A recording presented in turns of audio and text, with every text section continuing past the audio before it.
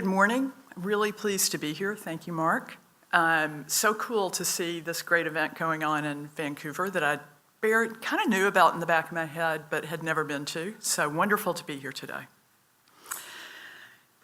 So I'll get right into it. New York City, September 11, 2001. It's a beautiful day with a clear blue sky. And I'm 4.5 months pregnant with my second kid. So I'm moving just a little bit slowly, walking towards school, talking with my 5-year-old. It's his third day of kindergarten. He goes inside, and then I head over to hang out with another group of parents that are just standing in the schoolyard talking. And we talk and we laugh and we start to head over for our second cup of coffee of the day when we hear a big explosion. Conversation stops. And in that moment, we really can't know yet what we know now, which is that the world was changing forever in that moment. 2,996 people died in the terrorist attacks and 6,000 were injured. In the aftermath of 9/11, though, disinformation led to many more deaths. The first piece of disinformation to follow 9/11 was concerning the air. It was really impossible to breathe that air. Almost, you could barely take it into your lungs. There was so much smoke, and the smoke was full of toxins. The toxins were from the burning building sites. But the US government told us it's okay to breathe the air. Go back to work, go back to school. Don't worry, it's okay. Reassured by the disinformation, cleanup crews, students and teachers, office workers, residents in the nearby area stayed where they were, went back to work, went back to school. And were exposed to terrible cancer-causing toxins. Thousands would die of them. 90,000 state that they've developed 9/11 related diseases in the last 18 years. But really, this is just the beginning. More disinformation is coming. President George Bush and Vice President Dick Cheney say Saddam Hussein is responsible for the attacks. They say he possesses weapons of mass destruction. And that disinformation paves the way for the public buy-in of America's shock and awe. And that was the beginning of the Iraq War. 460,000 people die as a result of that war. No weapons of mass destruction are ever found. And that war lays the ground for ISIS to evolve and to establish itself. And many, many more people die as a result. So I often reflect back on that time, that pivotal time, when truth really could have saved lives. It could have prevented illness. It could have built trust and connection. It could have kept people safe. In another world, perhaps a better world, we would have gotten truth instead. But intentionally lying to bring about a political outcome is nothing new. It's been going on since the end of time. What is new are the technologies that are used now to spread it so quickly and powerfully. My father's family immigrated to the United States from Russia to escape what were called pogroms or mobs. So the Tsar's government would instigate these attacks to distract the population from its unhappiness with the government. Things that would seem absurd to us now, or at least I kind of hope they would, not to everybody, unfortunately, people must have believed, like Jews drink the blood of Christian babies, which was something that was, a form of disinformation that was spread widely after Easter. And this lie turned ordinary people into murderous mobs. My great-grandparents were so afraid of what would happen to my grandfather that they sent him all by himself to America on a steamship when he was just 12 years old. And they settled in Chattanooga, Tennessee, where my father was born and where I also grew up. He imported my mother to Chattanooga from Chicago. They were married in the 50s, and my mother was very unusual for that time, and she had a burning desire to do something outside of the home, which was not assumed back then. So she became a photographer when she was 38 years old, and I was 13. And today she's a celebrated artist with a stunning body of work that is collected in museums around the world. And at 89, she's having shows, she's doing commissions, and she's considering her 5th book. She wasn't the mother waiting with cookies when I got home from school, but she has been a phenomenal role model about how to have a meaningful life as a woman. One thing she used to tell me a lot: success is 10% talent and 90% hard work. And another thing she told me on her 89th birthday, right before she was about to be honored with a Lifetime Achievement Award from the International Center of Photography in New York City last month: good things come to those who wait. And don't ever let age define you. But growing up as a Jewish kid in the ultra-fundamentalist Christian South wasn't always easy street. After Easter, the kids asked me why the Jews killed Jesus and told me their preachers said the Jews were going to hell. As the only Jewish kid in the public schools I attended, I heard and observed awful prejudice directed towards black people as well as Jews. Racism, I found very young, is just another lie that is meant to obscure the truth that we're all human beings and basically the same, none of us better or worse due to the color of our skin or the religion we were born into, much less our gender or sexual orientation. But I think this is when I was really at my most creative back then, making myself fit into a culture that saw me as other and exotic and on my way straight to hell.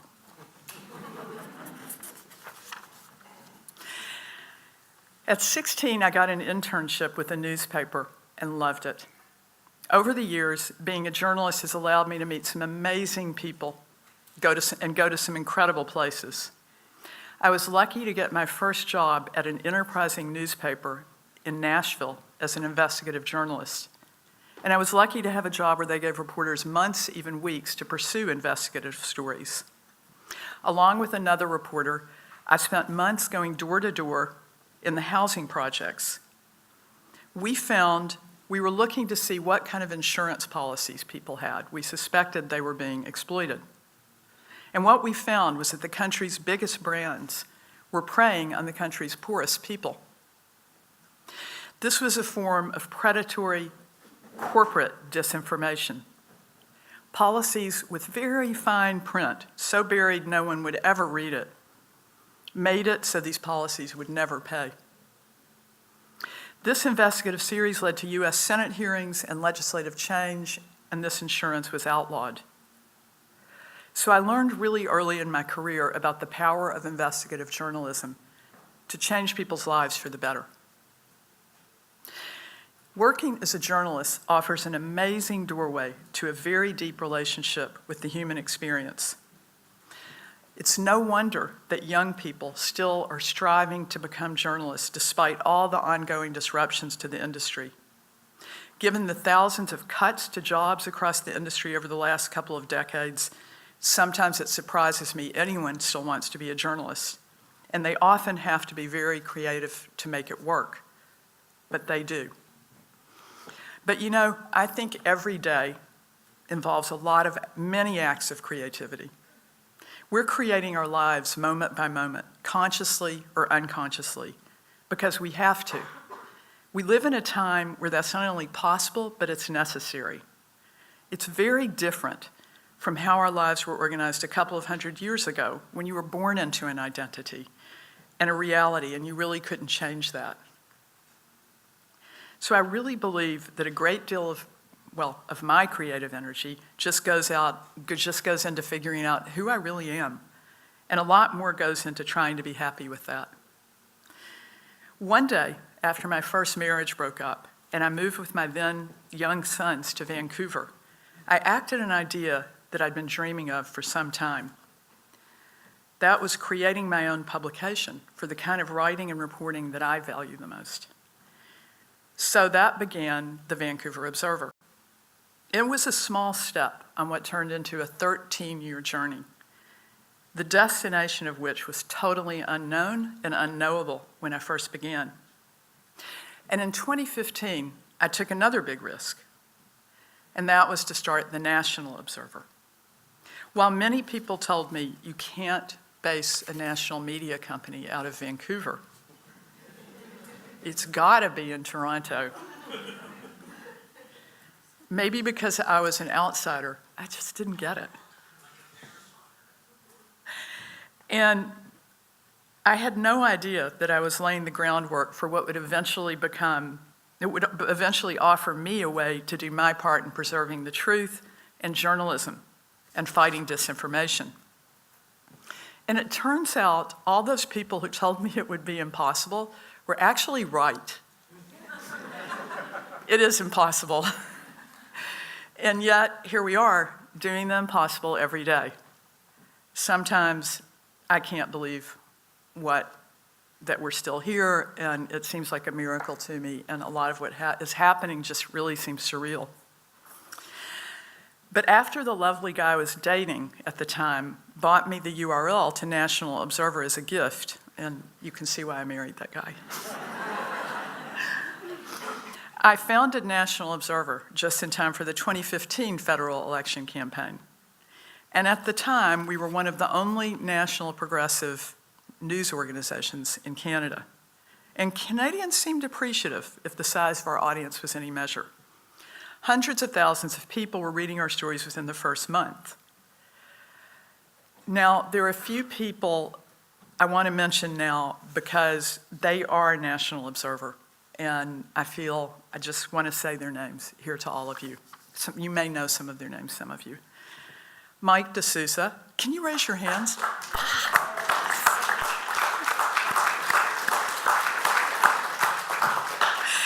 Jenny Uechi, Janelle Johnson, Sandy Garasino, Fatima Syed,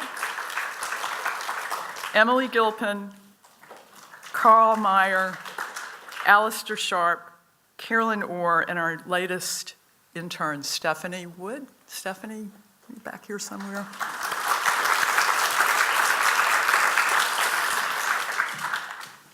From Ottawa to Toronto to British Columbia to New York City now, we are co-creating National Observer every day. It's exciting, challenging, and rewarding. And this collaboration has had a daily positive impact, I believe, on communities across Canada. So, my son Lev really loved to draw when he was a little kid. But he used to get so mad at himself. He'd draw a knight in armor. He'd draw a knight in shining armor, and I'd run over and I'd go, "Oh my God, Lev, that's so great," just as he would crumple it up and hurl it against the wall, screaming at the top of his lungs.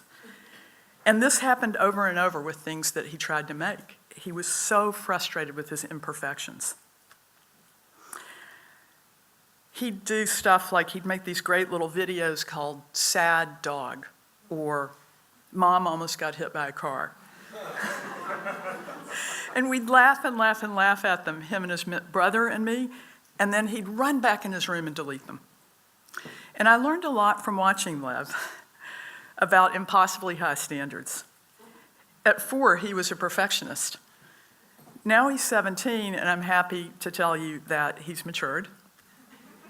He has his own skateboard fashion brand called Fairview, and he can make stuff now, but it's just because he's gotten over himself and he's gotten over his need to be perfect. And just like him, I really couldn't have done what I've done if I hadn't myself been able to stop being a perfectionist and just be okay with being fallible and limited and it's really been an important part of this journey for me. If I hadn't been able to be good enough instead of like great and amazing, I could never have gotten to do some of the stuff where for a moment we really did achieve outstanding. And I never could have created a national media company that is considered to be reputable, leading, and essential. And really, if I hadn't been able to face some huge obstacles inside myself, like insecurity, self-doubt, fear of failure, I wouldn't have had the amazing experiences like walking into Rideau Hall a couple of years ago with CEOs from the major media companies in Canada to accept a Missioner citation from the Governor General. And that's a really surreal experience for an American. Like the Queen, the Governor General, the ceremony. And I wouldn't have had the privilege of working every day with this amazing team to preserve journalism and promote the truth. So back to our theme of preserving truth, I want to say we're in an exciting place today, but it's also very precarious. Welcome to 2019. And applying old ways of thinking about things really aren't going to work because much that we're confronting today was inconceivable not very long ago. I think you all know what I mean by that. But I'll give you a few examples. Inconceivable that Alex Jones and InfoWars could convince masses of people that the Sandy Hook shootings weren't real.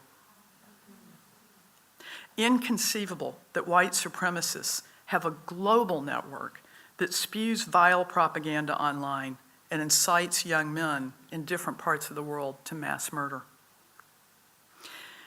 Inconceivable that mass murder could be live streamed to millions. Wow. Inconceivable, so much stuff is going on now that really no one knows how to regulate or to stop. And that's the truth. Nobody knows. But we have to be clear-eyed about it, and we have to be prepared. It's strange to think that even in Canada, there would be a white supremacist chat group in which young men, some of them teachers, other aspiring lawyers, talk about their dream of establishing Canada as a white ethno-state. I really wonder where they're getting their ideas about things, because as we all know, there was never a time when Canada was a white ethno-state. Indigenous people have lived here since time immemorial. As Mark pointed out, we're meeting today on their unceded or stolen land. And people of all different races built Canada and continue to build it every day. So disinformation obscures the Chinese Canadians, the Indo-Canadians, the Japanese, et cetera, but a white supremacist version of Canadian history is being produced, and it's circulating, and it's influencing divisive rhetoric in Canada. There's a Facebook page that I'm watching, and on this page, people are sharing videos proclaiming that Canada is in danger of being taken over by Sharia law. And it has 200,000 likes. We can believe in different things, but we all deserve not to be manipulated and deceived on social media or through mainstream media. You know, we've seen the resulting chaos when malicious actors exploit small groups between people and make them even wider. And when we can't even agree on a basic set of objective facts, or when we can't even build trust or have matters of, or agree on matters of verifiable record. And in that scenario, communication breaks down. That is why it's so important for me that National Observer covered disinformation in Canada. And that brings me to fundraising. Don't worry, I'm not going to fundraise you guys. Don't worry, Mark. Fundraising for me is both a necessity and a creative act. Wherever National Observer's reporting goes or is going to go, I first have to go out and find the funding through subscriptions, investments, contracts, or donations. And this initially pushed me way outside my comfort zone, having to ask and having to sell and having to promote. Because, you know, my real background is as a journalist and a writer. But I've learned to love it, and I love it when people come forward and get behind a project or an idea. And I love it because it's such an amazing feeling when people say, yes, do it. We want you to. We'll participate. And we're going to, and so thanks to people like that, we have 400 people who have, or 500 who've already donated to help us get started covering disinformation in the 2019 federal election. And we're going to do, what we're going to do is investigate and try to expose who is paying for disinformation in Canada, whether it's about climate change or immigration or the economy. And we're going to dig down into who is behind the rise of hate in Canada. This is such important work, whether we're doing it or the Globe and Mail or the Toronto Star or the many other, wonderful independent media companies in Canada. And hopefully we'll all be collaborating and as we look at this over the next year, over the next 6 months. Because the spread of disinformation online, that is deliberate efforts to mislead and deceive the public to a specific end, has motivated many deadly acts we've witnessed over the last decade. ISIS, Myanmar, Quebec City, Christchurch. We all know it could affect any of us at any time. And then Sri Lanka. Fake news led extremists to promote some really harmful lies. And in these scenarios, everyone's affected, not just minorities, not just the targets, but the families who essentially lose members of their family, someone they love, to hate groups. You know these stories as well as I do. Right now I'm reading Shoshana Zuboff's brilliant book, The Age of Surveillance Capitalism, The Fight for a Human Future at the New Frontier of Power, and I can't recommend it enough. Zuboff writes, as we're being tracked, parsed, mined, and modified, the internet disposes us to rationalize the situation in resigned cynicism, to create excuses that operate like defense mechanisms. I have nothing to hide. Or find other ways to stick our heads in the sand, choosing ignorance out of frustration and helplessness. So in closing, I'd like to say it's my firm belief that we can't be ignorant and we can't be resigned. I hope that as you encounter news that you aren't sure of, posts on social media, you don't know who posted, you'll hesitate, maybe wait. We can't all be fact checkers. I get that, and that's really our job as journalists. But we can all be critical thinkers. That's essential to preserving the truth. As a journalist, I got trained in critical thinking, to push for evidence, to push for facts, to look for proof.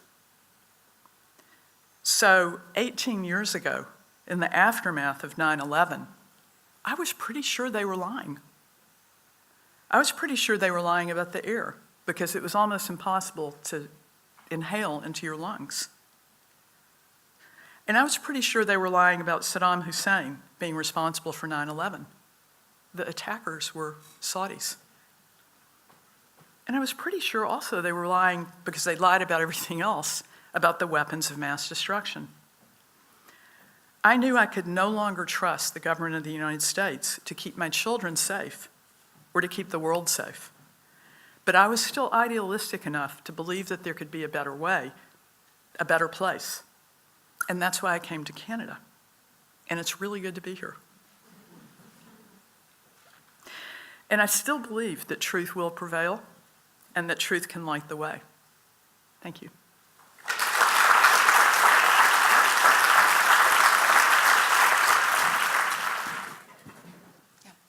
Hi, Linda. My name is Mac. That was an amazing talk. Resonated with all of us, I think. My question for you that we were discussing, what is your process when you see something maybe online, Facebook, Instagram, and you think, wait a minute, that doesn't look right to me. Where do you go? What do you look at? Who do you speak to? Speak to your process a little bit, please. Thank you. Thank you. So I think the process for me as an editor-in-chief of an organization with 6 or 7 journalists is to start to look at, is this important enough for us to really take a look at? And if it is, and then we're going to start, we have a new reporter who's just come on. Her name's Carolyn Orr. And on Twitter, she's at RVA Wonk. And it's her specialty to try to figure out, like, who is at either end of the technology or the messaging or the bots that are happening. And so we'll start looking into that. Like, we're really looking at who's generating these, incorrect messages or these damaging messages. So that's my process. In terms of my own personal process, we were just talking about it in the back of the room, like, I don't think any of us really know what to do at this point, and I tend to ignore it. I tend to just go, and, try to tweet something that is accurate. You know what I do? Not at that person. When I see my mom sharing some bullshit on Facebook, I will jump immediately to Snopes, or I'll use the headline and do a search with that in the Google search in it to see if it's been refuted, and then I'll go, hey mom, that's like not true. Does she believe you? No. No. Did I see another hand over here? Yep.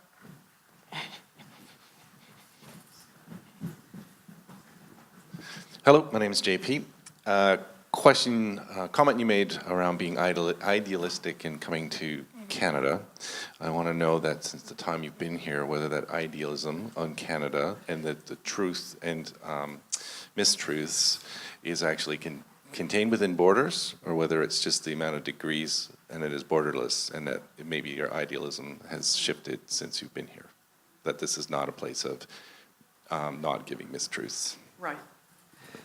Well, okay, I'm going to try to answer that briefly, although there's so much I could say about it. I would say, first of all, that I still feel like Canada is one of the best places in the world. And I'm a person who sees things in terms of relative good and evil, or not good. And I think Canada is on the side of relative good, particularly now, of course, with Trump in the U.S., but, I've lived here when Obama was in the U.S. and Harper was here, and that changed my feelings. In terms of misinformation, I think that, it really just doesn't know any borders. And I think we're very affected by what's happening in the U.S., and I think that the rhetoric there spills over into Canada in a really bad way. Mm-hmm. Thanks, Mark. Thanks for your talk. It was very inspiring. The idea of restricting hate speech on the internet in some countries seems to be successful. For example, in Denmark. Is that a strategy that we should be looking at in this country? Yes? Well, I'm a journalist and not a policymaker. So what I'm going to say now is just my personal opinion. Like, I think that what Germany has done with Facebook is the right thing to do, which is Germany, basically, out of all the countries in the world, has made Facebook adhere to their human rights code and their hate speech laws. And if Facebook violates it, they're subject to really huge fines. And so they've had to create a whole, I don't know how many people work in the German office of Facebook monitoring this, but a lot. So if it's even up 24 hours, they get that fine. And I think we should do that in Canada, absolutely. Yeah.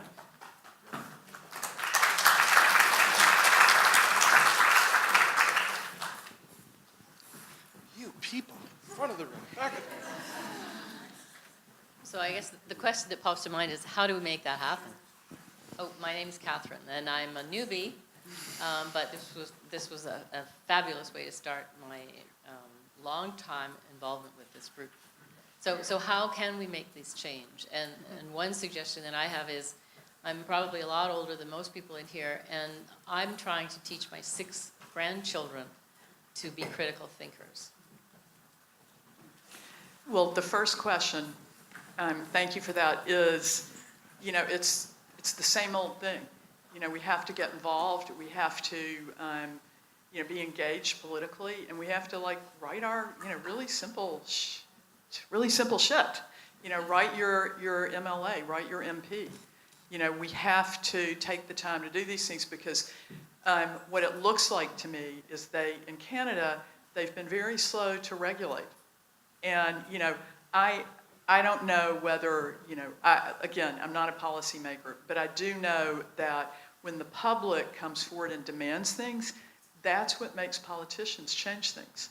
And without that, I think they just feel like, well, we don't have the public, support. And more than that, there's not like a movement among the public to demand this.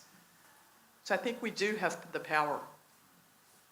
At the SFU, I see you, at the SFU Public Square Community Summit the other week, 2 weeks ago, I guess it was, I forget the speakers. The Wiley and Yeah, and one of the Susan comments, Gardner and one of the comments from- that just caught my attention. Yeah.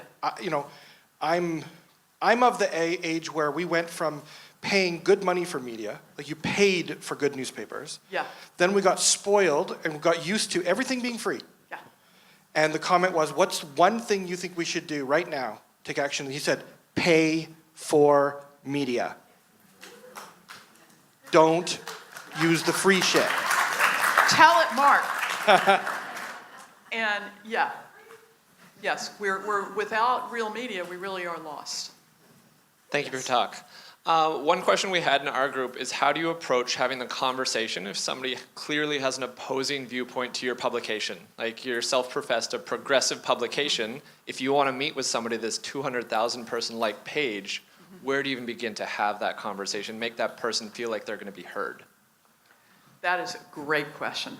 I was just reading an article yesterday in something called Harvard Neiman Lab. That is a journalism publication that's always out of Harvard looking at like problems of journalism and how to fix them. And this article is saying that journalists need to be transparent about where they're coming from. We shouldn't like hide behind, like this thing about objectivity. Yes, we're trying to be fair. Yes, we're trying to be balanced, but we all do come to stories with some kind of, thoughts and feelings about them.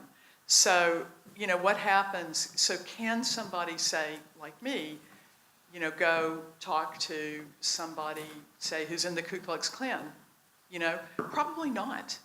Honestly, no, I don't think I could, and I don't think they would fall for it, and I don't think they would want to talk to me. But there might be somebody else in our organization, who is just the kind of, a different kind of person from me who could build that bridge, And so I really believe that as journalists, we have to always try to build those bridges. And, I gave a very extreme example, but I think in less extreme examples, a progressive person can sit down with a conservative and have a really good conversation about something like climate change. If we agree to be civil and we're talking about issues, there's no problem with that. Does that answer your question? Okay. Oh, sorry. I think we're going to leave it there, guys. We're a little late on time. Thank you very much. Linda Solomon Wood, ladies and gentlemen.